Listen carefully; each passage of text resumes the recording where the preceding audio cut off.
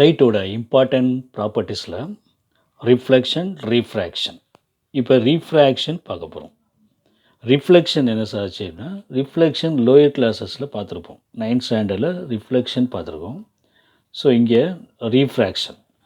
There are two laws of refractions are the ரெண்டு law இருக்குது. First law, the incident ray, refracted ray and normal line are lie in the same plane. எல்லாமே ஒரே பிளேனில் இருக்கும். Incident ஆகிற line, incident ஆகிற ray and refracted ray and normal line, இது எல்லாமே ஒரே பிளேன் இருக்கும், same plane. And second law is known as Snell's law. Snell's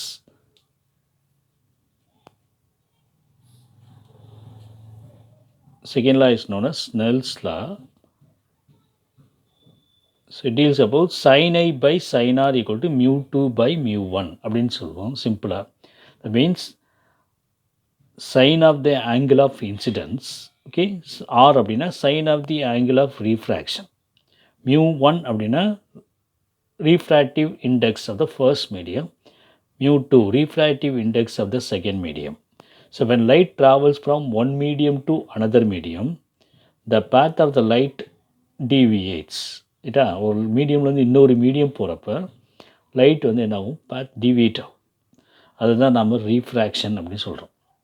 okay, so ரெண்டு மீடியமுக்கு suppose for example when light propagate from the air medium to glass medium, ஒரு கிளாஸ்குள்ளே light pass பண்ணுறேன்னா mu 1 அப்படின்றது refractive index of the air medium, mu 2ன்றது refractive index of the glass medium.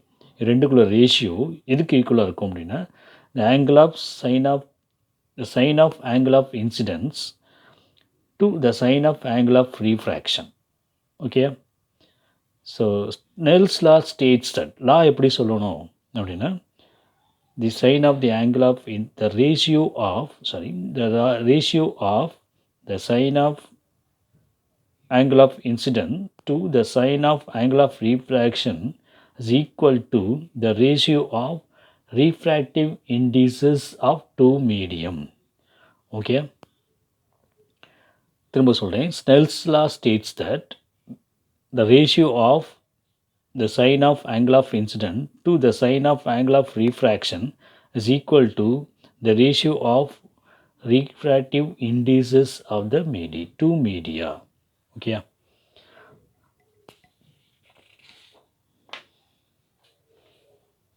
See, when velocity of light decreases in increasing the refractive index, okay, the velocity of light increases in decreasing refractive index. அதாவது refractive index ஹையராக இருந்துச்சுன்னா the speed of light வந்து குறையும். refractive index ஹையராக இருந்துச்சுன்னா velocity of light வந்து decrease ஆகும், அதாவது speed வந்து குறையும்.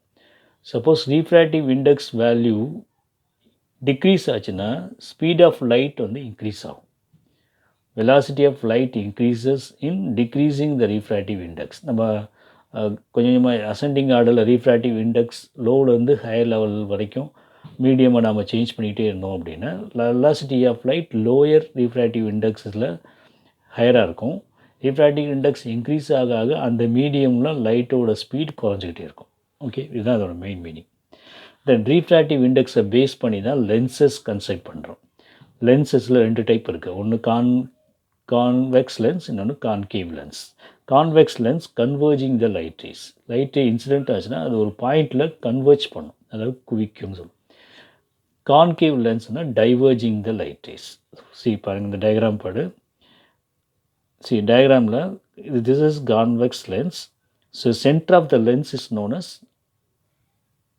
optic center. Center of the lens வந்து optic center சொல்லுவோம்.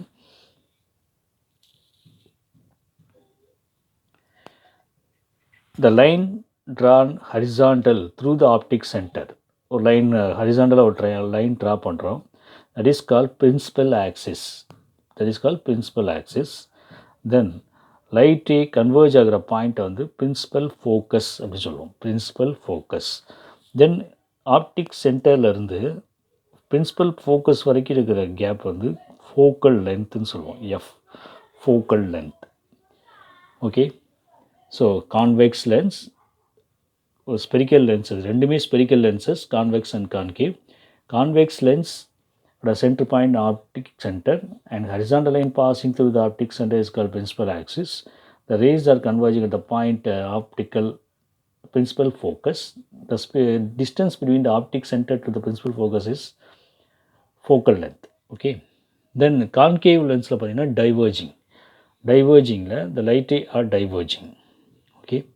The light incident on the concave lens are diverging from the இதுலேயும் அதே மாதிரி ஆப்டிக் சென்டர் இருக்குது, பிரின்சிபல் ஃபோக்கஸ் இருக்குது, பிரின்சிபல் ஆக்சஸ் இருக்குது. தென் இமேஜ் ஃபார்மேஷனுக்கு ரே டயக்ராம் நம்ம கன்ஸ்ட்ரக்ட் பண்ணணும் அப்படின்னா you have to follow 3 rules. First rule என்ன அப்படின்னா the light ray parallel to the principal axis falls on the lens, and after refraction the ray passes through the principal focus. Okay, then the light ray passing through the optic center passing without any deviation. The light ray passing through the optic center without any deviation, it passes in a straight line. எந்த deviation ஆகாது. Third rule, the ray passes through the principal focus. After refraction, it passes parallel to the principal axis. Okay, 3 rule இருக்குது. ஒன்று, பேரலாக light pass ஆச்சுன்னா ரிஃப்ராக்ஷனுக்கு அப்புறம் principal focus வழியாக pass ஆகும். And second one, optic centre வழியாக pass ஆச்சுன்னா எந்த டிவியேஷன் இல்லாமல் ஸ்ட்ரெயிட்டாக போயிடும்.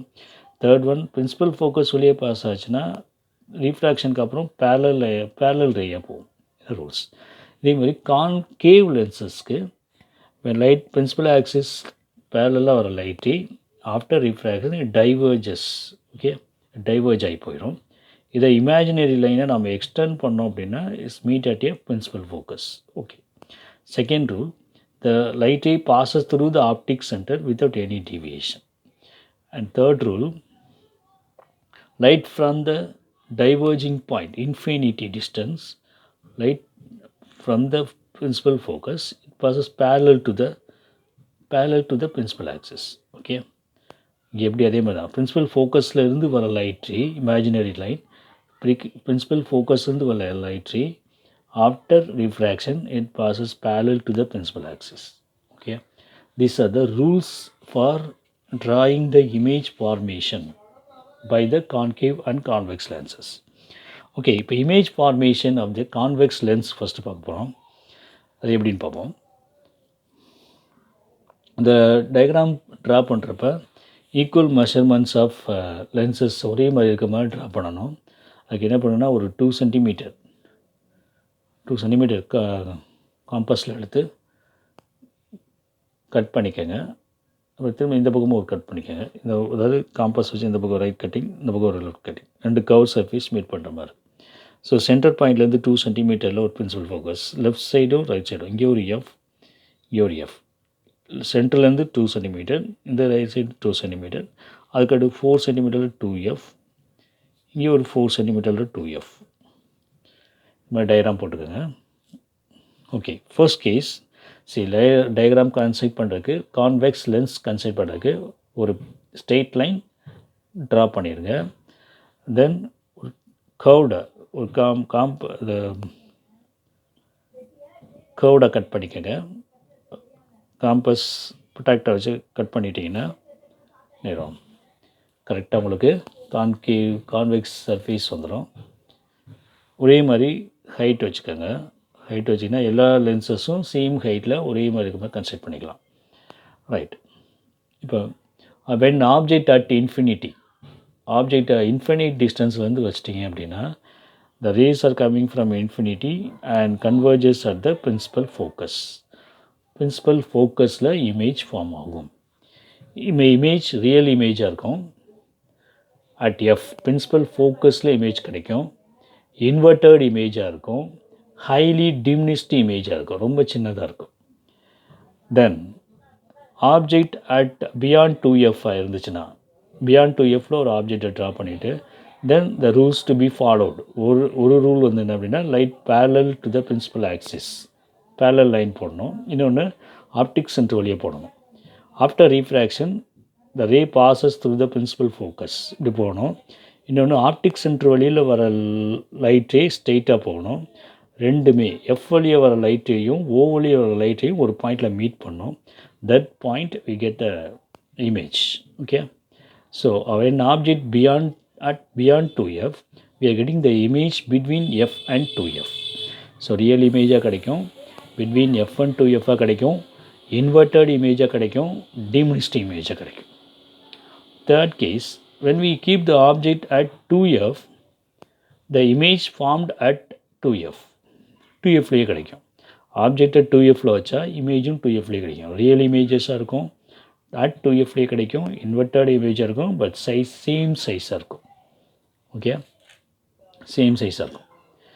தென் between f and 2f object kept between f and 2f இருந்துச்சுன்னா, fக்கும் 2fக்கு இடையில வச்சோம் அப்படின்னா the image appeared beyond 2f beyond 2f கிடைக்கும். Real image beyond 2f, inverted image, magnified இமேஜாக கிடைக்கும், ப்ரீ இமேஜாக கிடைக்கும். Then when you are keeping the object at f அப்படின்னா ஃபர்ஸ்ட் கேஸ் அப்படியே ரிப்பீட் ஆகும். See, when object at infinity we are getting the image at f. We are keeping the object at f we are getting the image at infinity. So real image at infinity, inverted image, very magnified image.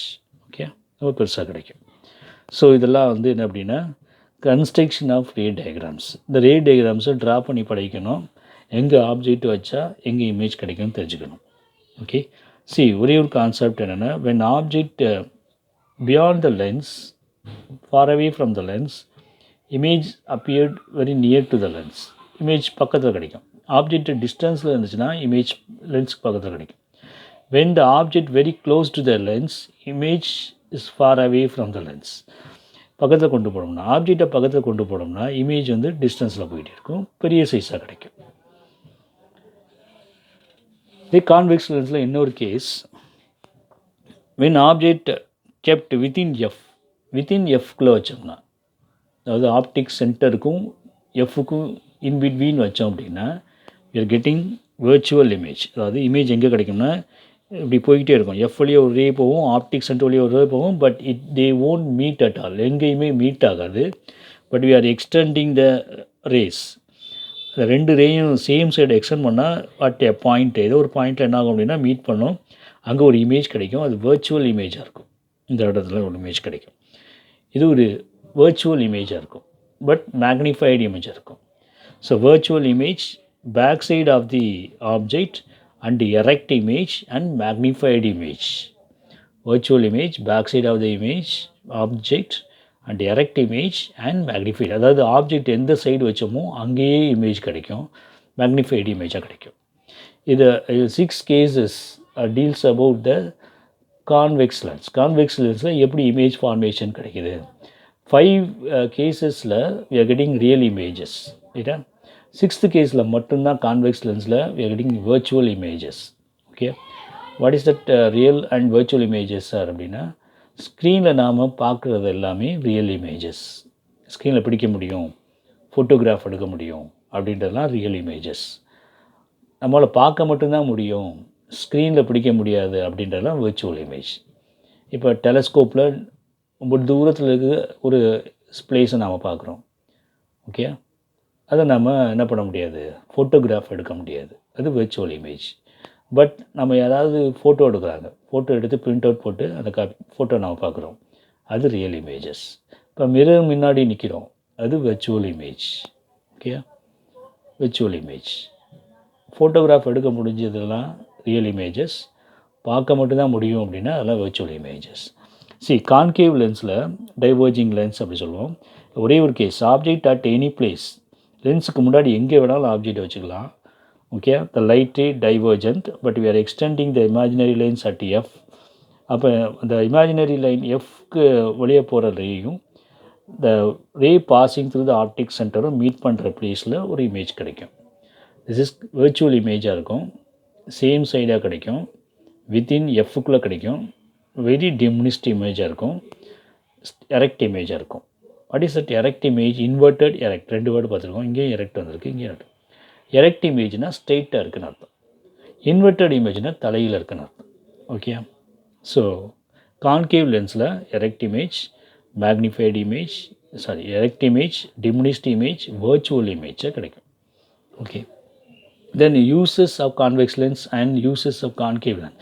எங்கெங்கெல்லாம் நம்ம convex லென்ஸை use பண்ணோம்னா, கேமராவில் use பண்ணுறோம், magnifying lens, reading lens use பண்ணுறோம், projector, cinema ப்ரொஜெக்டரில் use பண்ணுறோம், correction of long sightness, hypermetropia, அதாவது தூரத்தில் இருக்கிறத பார்க்க முடியும், பக்கத்தில் இருக்கிறத பார்க்க முடியும், correction of long sightness. Okay. தூரத்தில் இருக்கிறது தெளிவாக தெரியும், பக்கத்தில் இருக்கிறது தெரியாது. அதை தான் நம்ம என்ன பண்ணுறோம், கான்வெக்ஸ் லென்ஸ் சொல்லுவோம். அதை இந்த ஹைப்பர்மெட்ரோபியா சொல்லுவோம். அதை கான்வெக்ஸ் லென்ஸ் வச்சு சரி பண்ணலாம். யூசஸ் ஆஃப் கான்கேவ் லென்ஸ் வந்து கலிலியோ டெலஸ்கோப்பில் யூஸ் பண்ணுறோம், சேஃப்டி டிவைஸ் இன்டோர்ஸில் யூஸ் பண்ணுறோம், correction of short sight or myopia, இதை சரி செய்கிறதுக்கு we are using concave lens. Short சைட்னால் நம்ம கிட்டத்தில் இருக்க தெரியும், தூரத்தில் இருக்க தெரியாது. லாங் சைட் அப்படின்னா தூரத்தில் இருக்க தெரியும், கிட்டத்தில் இருக்க தெரியாது, அவ்வளோதான். Okay.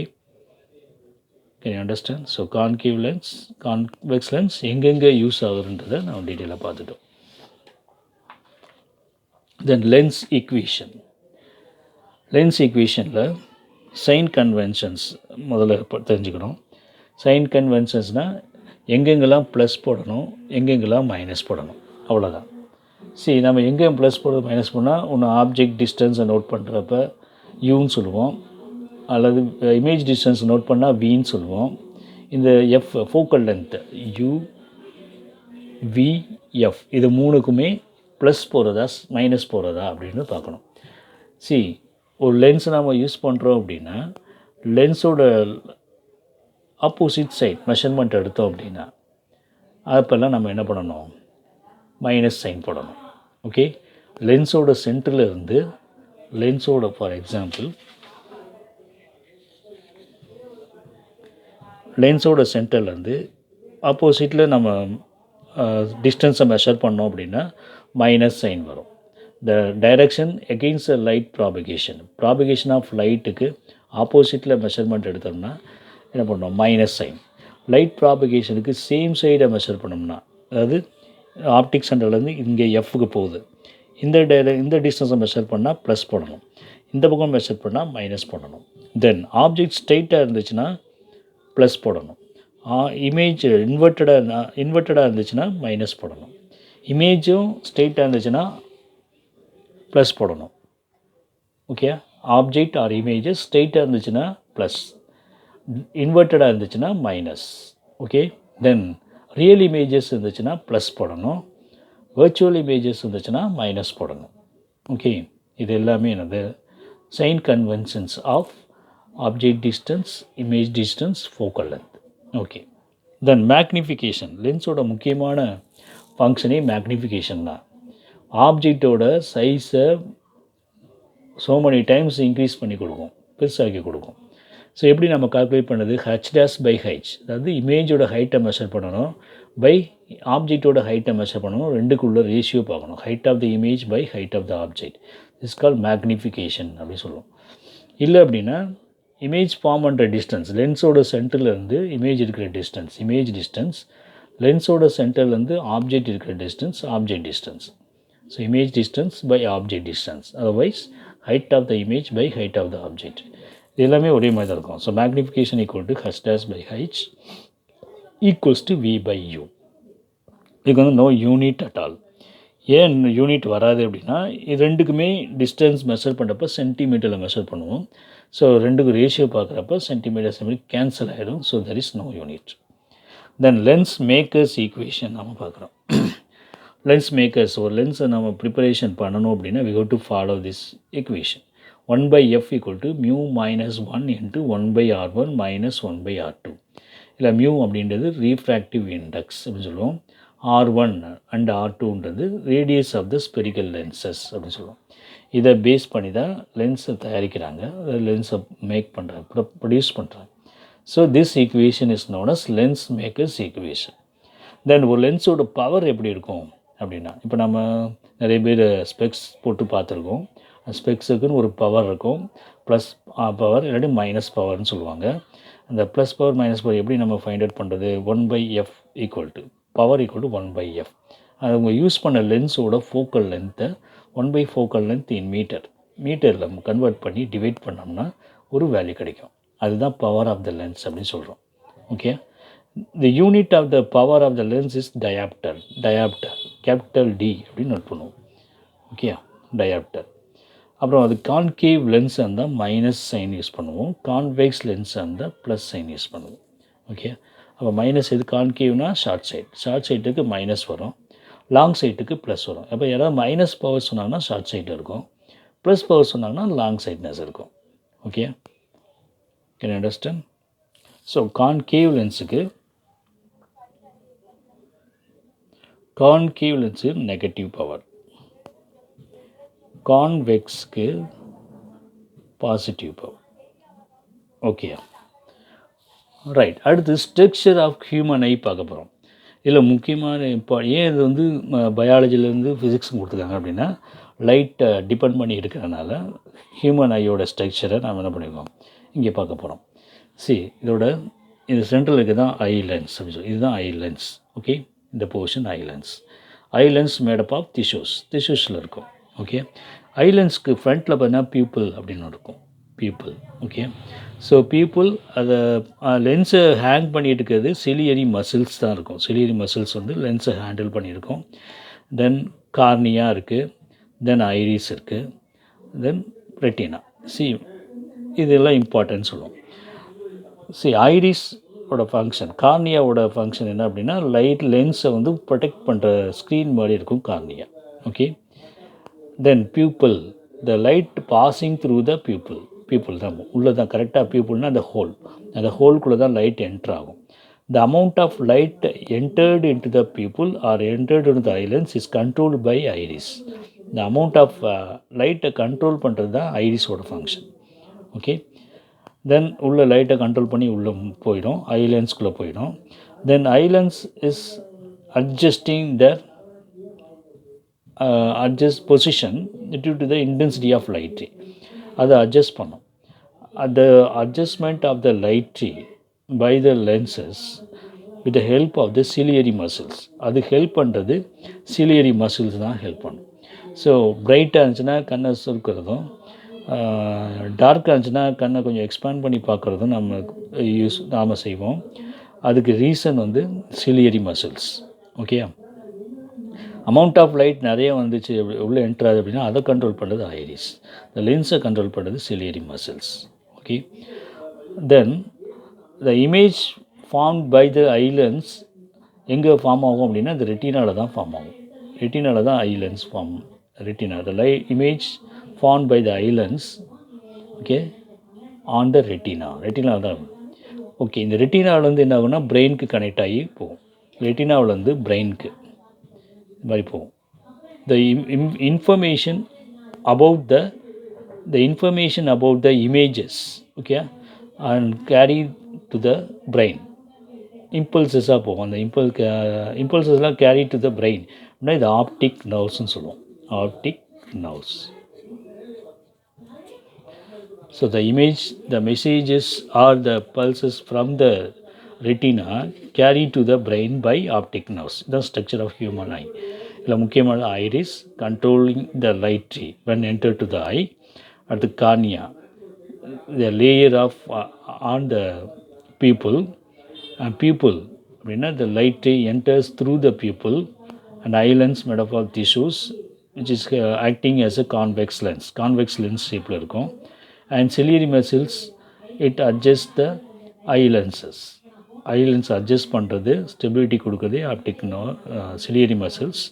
The image formed on the retina, the messages about the image carried to the brain by optic nerves. Okay. Then ஐயோட பவர் ஆஃப் அக்காமடேஷன் நம்ம படிகிட்டே இருப்போம்.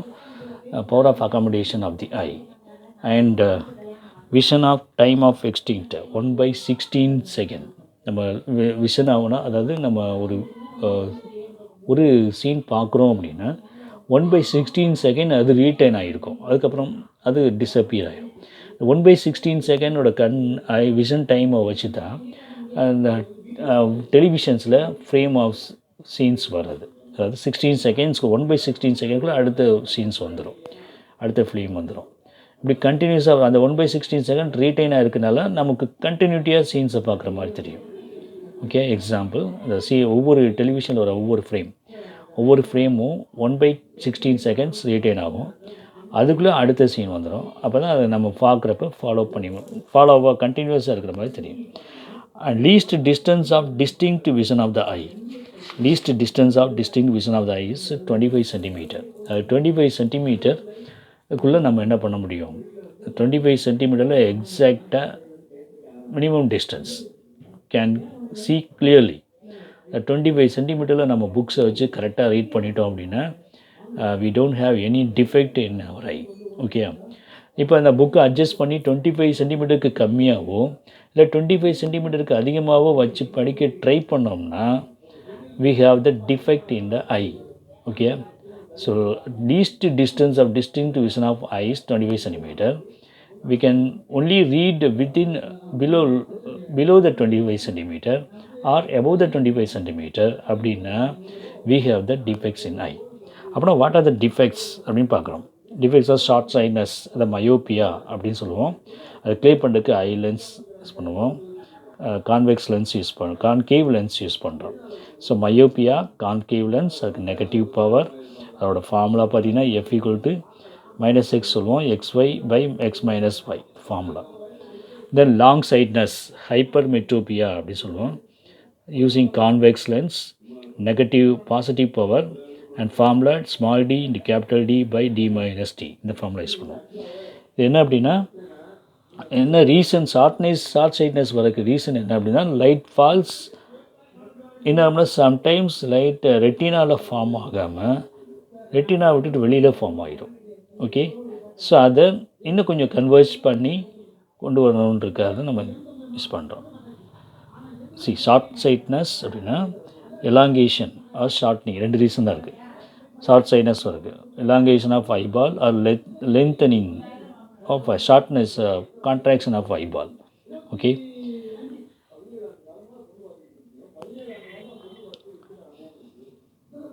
வந்து விழுகிற லைட்டேஸ், அதாவது ஐயில் வந்து விழுகிற லைட்டேஸ் ஐ லென்ஸில் பட்டு ரெட்டினாவுக்கு ஃப்ரண்ட்லேயே விழுந்துடும். ஸோ அதை இன்னும் கொஞ்சம் எக்ஸ்டெண்ட் பண்ணி டைவர்ஜ் பண்ணி ரெட்டினாவில் ஆன் ரெட்டினாவை ஃபார்ம் பண்ணுறதுக்கு we are using concave lens. அதுதான் ஷார்ட் சைட்னஸ் அப்படின்னு சொல்லி. லாங் சைட்னஸ் அப்படின்னா hypermetropia using convex lens. இங்கே ஐபாலை விட என்னாகும், ரெட்டினா ஐலென்ஸ்லேருந்து வர லைட்டு இமேஜ் ஃபார்ம் பண்ணுறப்ப பியாண்ட் த ரெட்டினாவில் போய் ஃபார்ம் ஆகும். ஸோ இன்சிடென்ட் லைட்டை இன்னும் கொஞ்சம் கன்வெர்ஜ் பண்ணுறதுக்காக again we are using another convex lens. Okay, so இது லாங் சைட்னஸ் அப்படிமோ. another defect is astigmatism. Astigmatismன்றது can't see the parallel and horizontal lines. நம்மளால் பேரலல் லைன்ஸையோ ஹரிசாண்டல் லைன்ஸையோ விஷன் பண்ண முடியாது. இது என்னென்னா imperfect of eye lens. Imperfect of ஐலன்ஸ்னால் ஐலன்ஸ் வந்து ஏஜ் ஆக என்ன ஆகிடும் அப்படின்னா, ஏஜ் ஆக ப்ராப்ளம் ஆகிடும். ஸோ அது பர்ஃபெக்ஷனாக ஃபங்க்ஷன் இருக்காது. அதுதான் imperfect of eye lens. And ulceration of கார்னியாவில் புண்ணு வந்துடும், அதாவது அல்சரேஷன் வந்துடும். And this is corrected by cylindrical lenses. இதுக்கு சிலிண்ட்ரிக்கல் லென்சஸ் யூஸ் பண்ணுறோம், அஸ்டிக்மேட்டிசம் சொல்கிறது. அண்ட் குளுக்கோமா அப்படின்றது due to eye pressure. Okay, so இது ஃபைனல் ஸ்டேஜில் தான் ஃபைண்ட் அவுட் பண்ண முடியும். இது is only cured by medicines. Final ஸ்டேஜில் போனால் we can not cure it, அந்த ஸ்டேஜ் போயிடும். Okay, due to eye pressure the disease glaucoma is created. Okay, then presbyopia அப்படின்னு ஒரு இது. Presbyopia also defined the ageing of ciliary muscles. நம்ம கண்ணில் ஐலென்ஸை தாங்கி பிடிக்கிற சிலியரி மசில்ஸ் ஏஜ் ஆகிறனால என்ன ஆயிரும், அதோட இது வீக் ஆயிரும். So the silence become rigid ஆயிரும். Okay, so the I loses the power. அதுதான் நம்ம என்ன சொல்கிறோம், ஓல்ட் ஏஜ் ஹைப்பர்மெட்ரோபியா அப்படின்னு சொல்கிறோம். வயசானவங்களுக்கு வர்ற ஹைப்பர்மெட்ரோபியா தான் என்ன சொல்கிறோம், ரெஸ்ட் பயோபியான்னு சொல்கிறோம். This is corrected by bifocal lens. Bifocal lens அதாவது அப்பரில் வந்து கான்கேவ் லென்ஸ் இருக்கும், லோயரில் கான்வெக்ஸ் லென்ஸ் இருக்கும். அப்போ என்ன பண்ணோன்னா அப்பரில் கான்கேவ் லென்ஸ் இருக்கிறப்ப தூரத்தில் இருக்கிறது தெளிவாக பார்க்கலாம். கான்கேவ் இருந்துச்சுன்னா ஷார்ட் சைட்னஸ், பக்கத்தில் இருக்க தெரியும், தூரத்தில் இருக்க தெரியாது. ஸோ கான்கேவ் யூஸ் பண்ணி தூரத்தில் இருக்கிறத பார்த்துக்கலாம். லோயர் கான்வெக்ஸ், லோயரில் வந்து கான்வெக்ஸ் லென்ஸ் இருக்கும். ஸோ அவங்களுக்கு தூரத்தில் இருக்க தெரியும், பக்கத்தில் இருக்க தெரியாது. ஸோ லோயர் கான்வெக்ஸ் யூஸ் பண்ணோம்னா பக்கத்தில் இருக்கிறத பார்த்துக்கலாம். So 2 purpose. தூரத்தில் பார்க்குறப்ப மேலே பார்த்துக்குவாங்க, புக்கை ரீட் பண்ணுறப்ப கீழே இருக்க லென்ஸில் ரீட் பண்ணுவாங்க. திஸ் இஸ் கால் ரெஸ்ட் பயோபியா அப்படின்னு சொல்கிறோம். தென் லென்சஸோட யூஸ் பண்ணி ஆப்டிக்கல் இன்ஸ்ட்ருமெண்ட்ஸ் அப்படின்னு சொல்லுவோம். ஆப்டிக்கல் இன்ஸ்ட்ருமெண்ட்ஸில் ஃபர்ஸ்ட் வந்து என்னென்னா மைக்ரோஸ்கோப். ஆப்டிக்கல் இன்ஸ்ட்ருமெண்ட்ஸில் மைக்ரோஸ்கோப்னா சிம்பிள் மைக்ரோஸ்கோப் அப்படி இருக்குது. மைக்ரோஸ்கோப்னா மேக்னிஃபையிங் லென்ஸ், அதான் மைக்ரோஸ்கோப் அப்படின்னு சொல்லணும். Simple microscope. இதில் எந்த கேஸ் நம்ம எடுத்துருக்கோம் அப்படின்னா ஆப்ஜெக்ட் வித்தின் எஃப் அந்த கேஸ் தான் எடுத்துருக்கோம். So we have 6 cases in the convex lens image formation. அதில் 6th case லாஸ்ட் கேஸில் ஆப்ஜெக்டை வித்தின் எஃப்குள்ளே வச்சோம், ப்ளேஸ் பண்ணோம் அப்படின்னா we cannot get that the refracted ray. Okay, ரெண்டுமே எக்ஸ்டெண்ட் பண்ணிகிட்டே போவோம், எங்கேயுமே மீட் பண்ண முடியாது. So we are extending the imaginary lines, they are forming the virtual image behind the object at the same side. ஆப்ஜெக்ட்டுக்கு சைடே ஃபார்ம் ஆகும், மேக்னிஃபைடாக இருக்கும், விர்ச்சுவல் இமேஜாக இருக்கும். Okay, so erect image, magnified image, virtual image is form. இதுதான் microscope. நம்ம வந்து இதை மேக்னிஃபை பண்ணி பார்க்கலாம். அந்த சிம்பிள் மைக்ரோஸ்கோப்பை இப்போ நான் உங்களுக்கு காமிக்கிறேன். மேக்னிஃபையிங் லென்ஸை ஒரு சிம்பிள் மைக்ரோஸ்கோப்பாகவே நம்ம யூஸ் பண்ணலாம். அதை இப்போ காம்பவுண்ட் மைக்ரோஸ்கோப் நம்ம லேபில் யூஸ் பண்ணி ஸ்லைடெல்லாம் வச்சு பார்க்குறோம் இல்லையா, 9th பார்த்துருப்பீங்க, 9th ஸ்டாண்டர்டில் ஸ்லைட்ஸ் வச்சு பிளட் செல்ஸ் பார்த்துருப்போம், போலன் கிரைன் பார்த்துருப்போம், ஆந்தஸ் பார்த்துருப்போம், டைகாட் ஸ்டம் பார்த்துருப்போம். இதெல்லாம் வந்து எதில் பள்ளியை பார்க்கணும்னா காம்பவுண்ட் மைக்ரோஸ்கோப்பில் பார்க்கணும். காம்பவுண்ட் மைக்ரோஸ்கோப்பில் we have 2 lenses. One is lower value இருக்கிற ஒரு convex lens, lower focal length, இன்னொன்று higher focal length. 2 lenses use பண்ணுறோம். ஒன்று ஆப்ஜெக்ட் லென்ஸு சொல்லுவோம், இன்னொன்று இமேஜ் லென்ஸ்னு சொல்லுவோம். ஆப்ஜெக்ட் லென்ஸ் அப்படின்றது இங்கே இருக்குது, இது ஓ அப்படின்னு நோட் பண்ணுவோம். ஐ லென்ஸ் வந்து ஐ அப்படின்னு நோட் பண்ணுவோம். ஸோ இந்த ஆப்ஜெக்ட் லென்ஸில் object that slide is kept in between F and 2F.